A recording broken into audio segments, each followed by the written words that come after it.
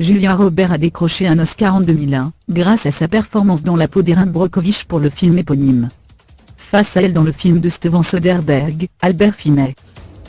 Il incarne l'avocat qui l'embauche dans sa firme, découvrant peu à peu le potentiel professionnel de sa recrue.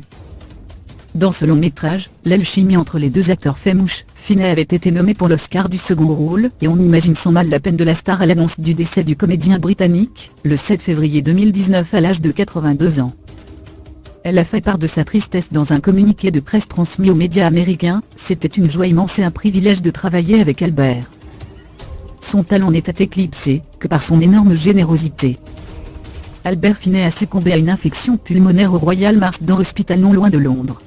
Acteur shakespearien et révélation dans les années 1960 de la nouvelle vague anglaise, Albert Finney a alterné rôles sur les planches et au cinéma tout au long de sa longue carrière débutée à la fin des années 1950.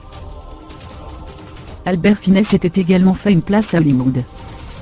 Il a été ainsi nommé 5 fois aux Oscars, dont 4 dans la catégorie meilleur acteur, pour les rôles de Tom Jones, Le Crime de l'Orient Express, L'Habilleur et Au-dessous du volcan.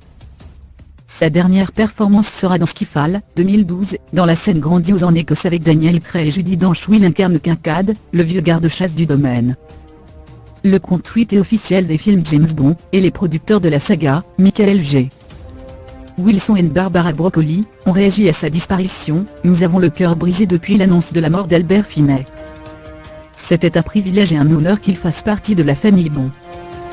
Marié une première fois avec Jeanne Wenham de 1957 à 1961, mère de son fils Simon, il a ensuite été marié avec Anne Ouimet durant 8 ans à partir de 1970. Il épousera en troisième noces Pendelmage en 2006, qu'il a accompagné jusqu'à son dernier souffle.